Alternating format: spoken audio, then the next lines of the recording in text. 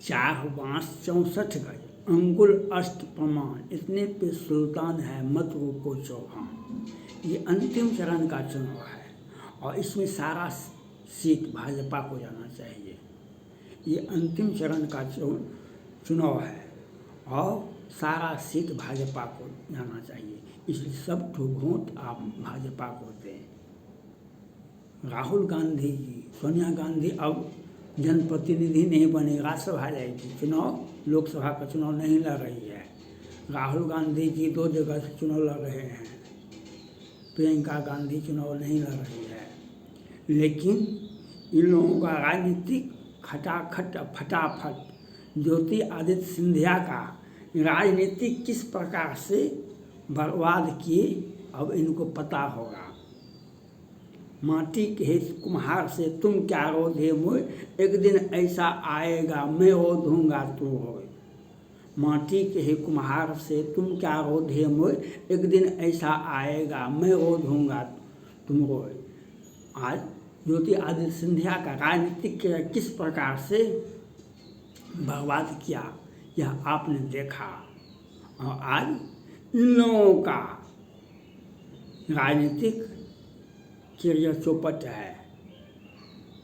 राजनीतिक करियर और भारतवासियों से, हिंदू सनातन धर्मावलंबियों से, भारत के बुद्धिजीवियों से, भारत के जैन ईसाई सभी से और भारत के उन मुसलमानों से मेरा अपील है जो भारत से प्रेम करते हैं, जो भारत माता का नाम लेते हैं, जो वैसे लोगों से अपील करते हैं, आप अपना सर्वांगीण विकास के लिए आप अपने परिवार का, अपने समाज का ऑलराउंड डेवलपमेंट के लिए आपको भाजपा को वोट देना चाहिए। आपको भाजपा को वोट देना चाहिए। कहीं आपने भूल चूक हुआ, कहीं आपसे भूल चूक हुआ, कहीं इंडी गठबंधन का 1000 पार्टियां हैं, उसमें उनको कुछ संसद मिल गया, दिल्ली की सत्ता तो बहुत दूर है, कहीं संसद मिल गया इन लोगों को। बिहार में हर्षराज सिंह की हत्या की, बिहार में पटना यूनिवर्सिटी के लॉ के छात्र थे, हत्या करने वाला दिन में हत्या हुआ, दिन में ईंट पत्थर से मार के। हत्या करने वाला कौन था? इंडी गठबंधन का समर्थक। इंडी गठबंधन के नेताओं का एक ही नारा है, तुम अपराध करो हम तुम्हारे साथ हैं, तुम अपराध करो हम तुम्हारे साथ हैं। ये 100 में 90 हमारा है, 10 का शासन नहीं चलेगा, नहीं चलेगा। हम रामायण की व्याख्या करते हैं, हम रामायण की व्याख्या करते हैं, हम रामायण को जलाते हैं, उसको प्रोटेक्शन कौन देता था? रामायण जलाने वाले को प्रोटेक्शन कौन देता था? अखिलेश यादव जी। बिहार में रामायण की व्याख्या की, उत्तर प्रदेश में जलाया गया। ये इंडी गठबंधन के नेताओं का, हर नेताओं का चरित्र है। और अभी कांग्रेस पार्टी की सरकार है, कर्नाटका में हिंदू मंदिरों पर टैक्स लगेगा, हिंदू मंदिरों पर टैक्स लगेगा, हिंदुओं को प्रताड़ित किया जाएगा। और राजस्थान में 7 वर्ष की लड़की का रेप होता था और बलात्कार के बाद उसे हत्या कर दिया था। आज पश्चिम बंगाल ममता बनर्जी इंडी गठबंधन के सबसे बड़े नेता हैं और भारत के प्रधानमंत्री के प्रबल दावेदार हैं। इंडी गठबंधन के सबसे बड़े नेता हैं, उन्हें अखिलेश यादव, तेजस्वी यादव जी का समर्थन है। और उन्होंने क्या किया? आदिवासी लड़कियों को, बांग्लादेशियों को बुला कर उसके हवाले किया। बांग्लादेशी शाहजहां शेख को, सैकड़ों को, हजारों को, लाखों को बसाया, कहा कि हिंदुओं को प्रताड़ित करो। अंग्रेज जब हमारे ऊपर शासन करते थे भारत में, तो डिवाइड एंड रूल बनाते थे, बांटो, हिंदुओं को बांटो और उस पर शासन करो, उसके माध्यम से शासन करो, डिवाइड एंड रूल। इसी में बिहार से नीतीश कुमार जी, तेजस्वी यादव जी जातिगत जनगणना के लिए बेचैनी दिखा रहे थे, जातिगत जनगणना के लिए बेचैनी दिखा रहे थे। इनको तो डर लगा कि हमको कहीं संसद नहीं चुनेगा, संसद में तो हमारा तो बिना भाजपा का तो नहीं कुछ होगा, तो ये भाजपा में आ गए। लेकिन जातिगत जनगणना के लिए बेचैनी इन्होंने दिखाया था। राहुल गांधी जी आज पूरे भारत में हिंदुओं को जातिगत जनगणना अवश्य होना चाहिए। हिंदुओं में है वह, मुसलमानों में भी जातिगत जनगणना होना चाहिए, काहे नहीं बोलते हैं? हिंदुओं में जातिगत जनगणना होना चाहिए, क्योंकि हिंदुओं को बांट दो, उसमें कहो हम 40% हैं, हम 20% हैं, वो तो 1% है। हिंदू 1%, हिंदू में 1000 जातियाँ हैं, 1%, 1.5%, वह तो 100% हैं, 80% हैं।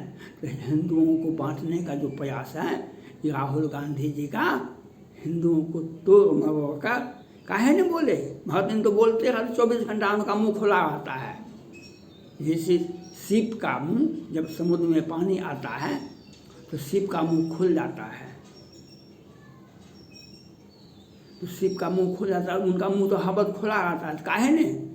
जातिगत गणना का मकसद क्या था? हिंदुओं को तब काहे ने पश्चिम बंगाल पर कुछ बोले राहुल गांधी जी? उन तो बोलने के लिए तो सेना पर भी बोलते हैं। आप क्या कहते हैं? 100 दिन में आएंगे ना, 100 दिन के अंदर में हम किसानों का कर्जा माफ़ कर दें। विरासत तो बचा नहीं सके, लुटिया तो डुबा दिए। युवराज ऐसे नहीं होता है, युवराज वैसे होता है जब राजा बनने का क्षमता रहता है तो उसको युवराज बनाया जाता है। युवराज पहले बनाया जाता है, उसमें संभावना देखा जाता है कि यह राजा बनने के लायक है कि नहीं है। जब युवराज रहे तो लोटिया डुबा दी, कांग्रेस पार्टी का लोटिया डुबा दी। 4 से 13 तक तो इन्हीं की सरकार थी, तो उस वक्त भी भाषण दे रहे थे। आज कहते हैं हमको मोदी को चैलेंज देते हैं, हम बहस करते हैं। ये बहस करने कोई मोदी को जेल भेजता है, कोई मोदी को कहता है बोलने के लिए। वे क्या क्या बोलते हैं, वे क्या क्या बोलते हैं कोई पता नहीं चलता है। मोदी का अपराध यही है, मोदी का अपराध यही है, अपराधी को अपराधी कहते हैं। अगर सत्य बात किसी को कह दीजिएगा तो वे बहुत आपको ऊपर तीखा प्रहार करेगा।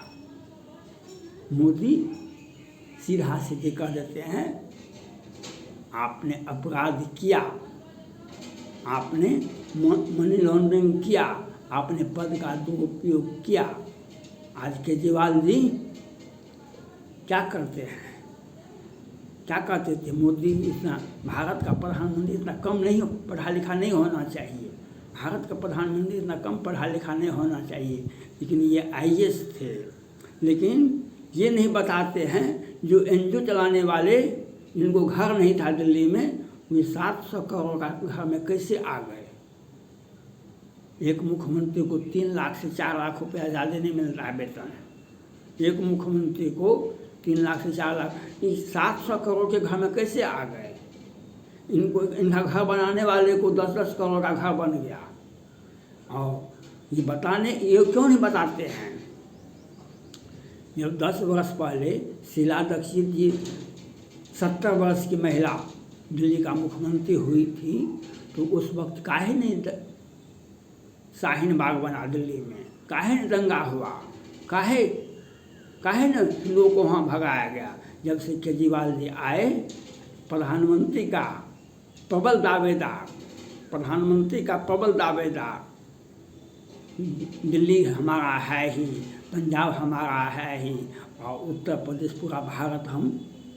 तो अब इंडी गठबंधन को थोड़ा सा भी समर्थन मत दीजिए, क्योंकि ये लोग जब बैठते हैं तो कुर्सी पर, तब आपका हिंदुओं का इस प्रकार से अपना सिंपल अपना नज़रिया दिखा दिए। इंडी गठबंधन की क्षेत्रीय पार्टी, क्षेत्रीय सभी राज्यों में सत्ता पक्ष हो या विपक्ष हो, क्या कहा? तमिलनाडु का सांसद ने कहा भारत एक संप्रभु राष्ट्र नहीं है, और मंत्री मुख्यमंत्री ने क्या कहा, जो सनातन धर्म कोरोना डिजीज है, कैंसर है, तो हिंदुओं का वोट बैंक से तो परहेज करना चाहिए, हिंदुओं के सनातन धर्म से के वोट से परहेज करना चाहिए। इंडी गठबंधन को वोट नहीं देना चाहिए। इंडी गठबंधन के देश के किसी भागों में किसी भी परिस्थिति में आप सिर्फ भाजपा को वोट दें, क्योंकि मोदी सबका हिसाब किताब कर लेंगे। राहुल जी का भी हिसाब होगा और इंडी गठबंधन के सभी नेताओं का हिसाब किताब हो जाएगा, क्योंकि रात के अंधेरे में सामूहिक नरसंहार होता है। इन लोगों का चरित्र है। आज 20 बरस से नक्सली किस प्रकार से हमारे अर्धसैनिक बल, सैनिक बल, पुलिस बल 50-50, 70-70 जवानों को मार देता था। आज मोदी और योगी है, आज वही सुरक्षा बल आज नक्सलियों को किस प्रकार से मार रहा है, क्योंकि ये नेताजी नक्सली से भी को भी प्रोटेक्शन देते थे, नक्सली को भी प्रोटेक्शन देते थे और इनके राज्य में नक्सली खूब फूल फल रहे थे। आज सैकड़ों जवानों की हत्या हुआ 20 बरस से आज तक में हुआ होगा हमारा, लेकिन आज हमारे सुरक्षा बलों को बधाई हो। लेकिन आपका नियत, कुर्सी पर बैठने वाले व्यक्ति का अगर नियत साफ नहीं है, आपका कोई विकास नहीं होगा। अपराधी तांडव तभी करते हैं जब सत्ता में बैठे व्यक्ति का प्रोटेक्शन होता है।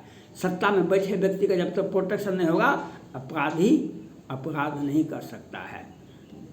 आज नक्सली को कहाँ चला गया, नक्सली कहाँ चला गया, नक्सली क्यों मर रहे हैं? क्योंकि इसलिए कि इनका नियत, मोदी का नियत साफ है, मोदी का नियत साफ है। इंडी गठबंधन का नियत में खोट है, ये इनकी नियत में खोट है। इसीलिए जातिगत जनगणना करवाते हैं और देश के, इसके लिए जनता को भी परिपक्वता लानी चाहिए, जनता को भी समझदारी आनी चाहिए, जनता को भी परिपक्वता लानी चाहिए, जनता को सोचना विचारना चाहिए। कहीं भूल चूक से इंडी गठबंधन को कहीं खाता खुल गया तो ये लोग 4 रहते हैं तो दिल्ली का सत्ता देखते हैं, 2 रहते हैं तो दिल्ली का सत्ता देखते हैं, 4 रहते हैं, 10 रहते हैं। आज इंडी गठबंधन के सभी नेता प्रधानमंत्री से कम नहीं बनने वाले हैं, प्रधानमंत्री से कम नहीं बनने वाले हैं। खाता लोकसभा में खुला नहीं है और प्रधानमंत्री को जेल भेजाने के लिए बेचैनी दिखा रहे हैं। इनको डर है कहीं मोदी आ गया तो हमारे पूरे फैमिली को जेल भेज देगा, इसीलिए ये बयान देते हैं। इसलिए जनता को परिपक्वता आनी चाहिए, जनता में एक भरोसा आना चाहिए। इसलिए भाजपा, इसलिए मोदी, इसलिए भाजपा को वोट दे। थैंक्स।